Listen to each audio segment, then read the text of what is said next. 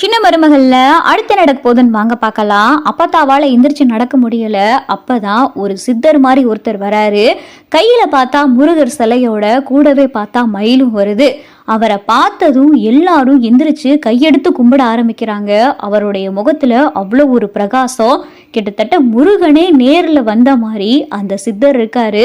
சிரிச்ச முகத்தோட அந்த சித்தரு வந்த எல்லாத்தையும் பார்த்ததும், எங்க முருகரை பார்க்க போறீங்களா அப்படின்னு சொல்லி கேட்குறாரு. ஆமையா, அவரை பார்க்க போகலான்னா எங்களால முடியல. இன்னும் 10 நிமிஷத்துக்குள்ள கிரகணம் முடிய போகுது. கிரகணம் முடியறதுக்குள்ள நாங்க போய் முருகரை தரிசிச்சாதான் எங்க குடும்பத்துக்கு வந்த ஒரு ஆபத்து விலகுன்னு ஒரு சித்தர் சொன்னார் அப்படின்னு சொல்லிட்டு இங்க அப்பத்தா சொல்லவும், இங்க இருக்கிறவரும் முருகன் தான், அங்க இருக்கிறவர் மட்டும்தான் முருகனா? மலை மேல ஏறி போய் முருகனை பார்த்தாதான் முருகரை தரிசதா அரித்தமா? இல்ல இங்க இருக்கிறவர் முருகன் இல்லையா? இவருக்கு பேர் என்ன அப்படின்னு சொல்லிட்டு சித்தர் பார்த்தா கையில இருக்கிற முருகர் சிலையை காட்டவும் எல்லாரும் கையெடுத்து கும்பிட ஆரம்பிக்கிறாங்க. இங்க இருக்கிறவரும் முருகன் தான். உங்க கண்ணு முன்னாடியே அந்த முருகன் நிக்கிறாரு. அந்த முருகனை நீங்க வணங்கினாலும் அந்த முருகனை நேரில் போய் சந்திச்சதுக்கான பலன் உங்களுக்கு கண்டிப்பா கிடைக்கும்.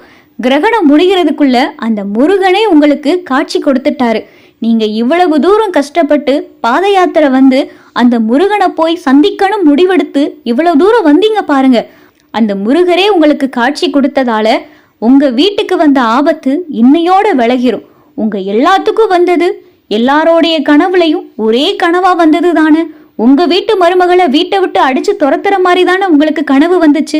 அந்த கனவு இனிமேலும் பழிக்காது. நீங்க கவலையே பட வேண்டாம். இனி உங்க வீட்டுல எல்லாமே நல்லதா நடக்கும் அப்படின்னு சொல்லிட்டு அந்த சித்தர் சிரிச்ச முகத்தோட சொல்லவும், ஐயா போதையா, எங்களுக்கு இதுவே போதும். கிரகணம் முடிய போதே முருகரை போய் இன்னும் எங்களால தரிசிக்க முடியலையேன்னு நினைச்சு நாங்க வருத்தப்பட்டுக்கிட்டு இருந்தோம். இம்புட்டு தூரம் நடைபயணமா வந்துட்டோம். ஆனா மலை ஏறதுக்கு முன்னாடி என்னுடைய உடம்பு சுகமில்லாம போனதுனால எங்களால போக முடியலான்னு நினைச்சு வருத்தப்பட்டுக்கிட்டு இருந்தோம். ஆனா அந்த முருகரே நேர்ல வந்த மாதிரி முருகர் சிலையோட நீங்க வந்திருக்கீங்க. நீங்க வந்தது அந்த முருகரையே பார்த்த மாதிரி இருக்கு அப்படின்னு சொல்லி எல்லாரும் கையெடுத்து அவரை கும்பிடவும், அப்பதான் அந்த சித்தர்கிட்ட எல்லாரும் திண்ணூர் வாங்கிக்கிட்டு இருக்காங்க. அப்ப அந்த சித்தர் தமிழ்ச்செல்வியும் காலில் விழுக போறாங்க. அப்ப அந்த சித்தர் தமிழ்ச்செல்வியை பார்த்து, உனக்கு ஒத்த சந்தோஷம் மட்டும் கிடைக்க போறது இல்ல, உனக்கு 2 சந்தோஷம் கிடைக்க போகுது. இந்த வீட்டுக்கு 2 வாரிசு வரப்போகுது அப்படின்னு சொல்லி அந்த சித்தர் சொல்லவும் தமிழ்ச்செல்விக்கு ஒண்ணுமே புரியல. சேதுவுக்கு அப்பத்தாவுக்கு ஏற்கனவே இந்த விஷயம் தெரியும். அப்பத்தா பார்த்தா, ஐயோ சித்தர் உண்மையை சொல்லிட்டாரு அப்படின்னு சொல்லி அப்பத்தா கடந்து பதட்டப்படவும், அப்பதான் அந்த சித்தர் சொல்றாரு, நீ இம்புட்டு நாள் மறைச்சு வச்ச விஷயம் இன்னைக்கு கண்டிப்பா தெரிஞ்சே ஆகணும். இன்னைக்கு தெரியணும் அப்படின்றது அந்த முருகன் போட்ட விதி. அந்த விதியை யாராலையும் மாத்த முடியாது. இந்த 2 குழந்தை விஷயம் இன்னைக்கு தெரியணும். ஓ மருமகளை இந்த வீட்டை விட்டு நீ துரத்துற மாதிரி கண்ட கனவு பழிக்க கூடாது. அந்த கனவு பழிக்காம போகணும் அப்படின்றதும் விதி. அதனால ஓ வீட்டுக்கு 2 வாரிசு வரப்போகுது. ஓ மருமக வயிற்றுல 2 குழந்தைங்க வளர்ந்துகிட்டு இருக்கு. அந்த 2 குழந்தைங்க தான் உன் தலை விதியவே மாத்த போகுது அப்படின்னு சொல்லி அந்த சித்தர் பார்த்தா புதுசா ஒரு குண்டை தூக்கி போடவும், அப்பத்தா பார்த்தா பயப்பட ஆரம்பிக்கிறாங்க. ஐயோ தலை விதியே மாறப்போதா அப்படின்னு சொல்லி அப்பத்தா கடந்து பதறவும், ஐயா என்ன சொல்றீங்க அப்படின்னு சொல்லிட்டு அப்பத்தா கேட்கவும், போக போக எல்லாம் உனக்கு தெரியும். அந்த முருகன் மேல பாரத்தை போட்டு எல்லாத்தையும் அந்த முருகன் பாத்துக்கிறவா அப்படின்னு சொல்லிட்டு அந்த சித்தர் சிரிச்சுக்கிட்டே நடந்து போக ஆரம்பிச்சாரு. ஈஸ்வரிக்கும் சித்ராவுக்கும் பார்த்தா வயிறு சும்மா பத்திக்கிட்டு எரியுது. இவளுக்கு 2 வாரிசா, இவளுக்கு 2 பிள்ளைகளா அப்படின்னு சொல்லிட்டு ஈஸ்வரி கடந்து குமரிக்கிட்டு இருக்கு. இங்க எல்லாரும் சித்தரை போயிட்டாரான்னு சொல்லி திரும்பி பார்க்க ஆளையும் காணா அட்ரஸையும் காணான்ற மாதிரி சித்தர் வந்ததுக்கான அடையாளமும் இல்ல, போனதுக்கான அடையாளம் இல்ல.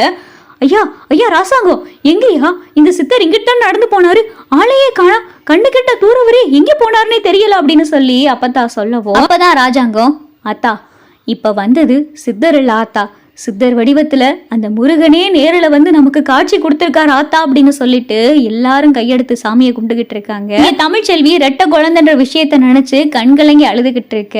அப்பதான் சேது தமிழோடைய கையை பிடிச்சு, தமிழ் இந்த விஷயம் எனக்கும் அப்பத்தாவுக்கும் முன்னாடியே தெரியும் அப்படின்னு சொல்லிட்டு சேது சொல்லவும், என்ன சொல்றீங்க அப்படின்னு சொல்லிட்டு தமிழை கேட்கவும், ஆமா தமிழ், இப்ப கூட உனக்கு 6வது மாசம் ஸ்கேன் எடுக்கிறதுக்கு நானும் உன் கூட வந்திருந்தேல, அப்ப ஸ்கேன்ல பார்க்கையில 2 குழந்தைங்க தெரிஞ்சிச்சு. 2 குழந்தைகளை பார்த்ததும் எனக்கு சந்தோஷம் தாங்கல.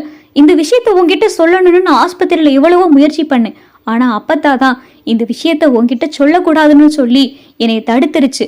அதுக்கப்புறம் வீட்டுக்கு வந்ததுக்கு அப்புறமும் நான் எவ்வளவோ முயற்சி பண்ணேன்.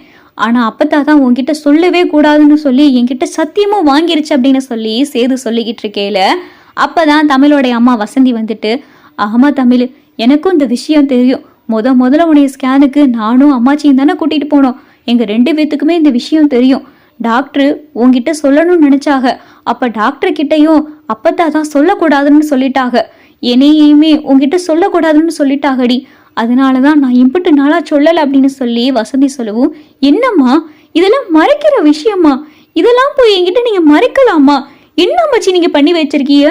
ஏன் மச்சி என்கிட்ட குழந்தை பத்தின விஷயத்த சொல்லாம வச்சிருக்கீங்க? ஒரு அம்மா கிட்ட ஒரு குழந்தை பத்தின விஷயத்த மறைக்கணும்ன்றது பாவம் இல்லையா மச்சி?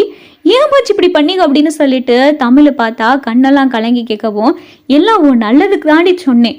எல்லாரும் தலை பிரசவத்தப்ப உயிர் போய் உயிர் வரும்னு சொல்லுவாங்க, மறுபிறப்புன்ற மாதிரி சொல்லுவாங்க.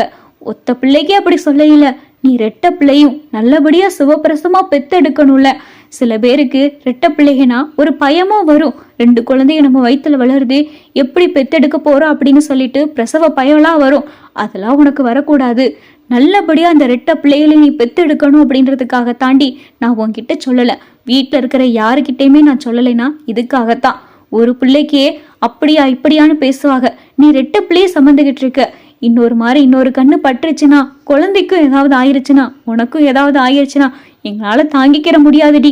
அதனால தான் எந்த ஆபத்தும் குழந்தைகளுக்கும் வரக்கூடாது, உனக்கும் வரக்கூடாது.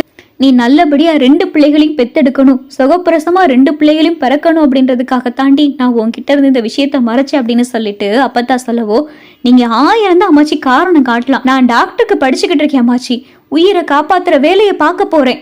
அப்படி இருக்கிற என்கிட்ட போய் நீங்க பயம், 2 பிள்ளையனா சுகப்பிரசவமா பிறக்கிறதுல பயம் அப்படி இப்படின்னு சொல்லிக்கிட்டு இருக்கீங்களே அம்மாச்சி, இதெல்லாம் ரொம்ப தப்பாம்மாச்சி. ஆனா எனக்கு ஒரு சந்தேகம் இருந்துகிட்டா இருந்துச்சு. என்னடா குழந்தைனா ஒரு பக்கம் தானே உதைக்கணும், ஒரு பக்கம் குழந்தை உதைக்குது, இன்னொரு பக்கமும் குழந்தை உதைக்குது, 2 பக்கமும் குழந்தை உதைக்கிற மாதிரியே இருக்கே அப்படின்னு சொல்லி நான் நினைச்சுக்கிட்டே இருந்தேன். இப்பதானே தெரியுது வயிற்றுல வளருது 2 பிள்ளைன்னு. டாக்டருக்கு படிக்கிற எனக்கே ஒரு ஸ்கேன் ரிப்போர்ட்டை பார்த்துருந்தா ஈஸியா தெரிஞ்சிருக்கும் அது 2 குழந்தையதான்னு. நீங்க சொல்ற வார்த்தையை நம்பி ஸ்கேன் ரிப்போர்ட்டையும் பார்க்காம டாக்டர் சொல்ற வார்த்தையை நம்பி நான் இருந்தேன் பாத்தீங்களா, நான் தான் மச்சி பைத்தியம் அப்படின்னு சொல்லிட்டு தமிழ் தன்னை நினைச்சு வருத்தப்படுறாங்க.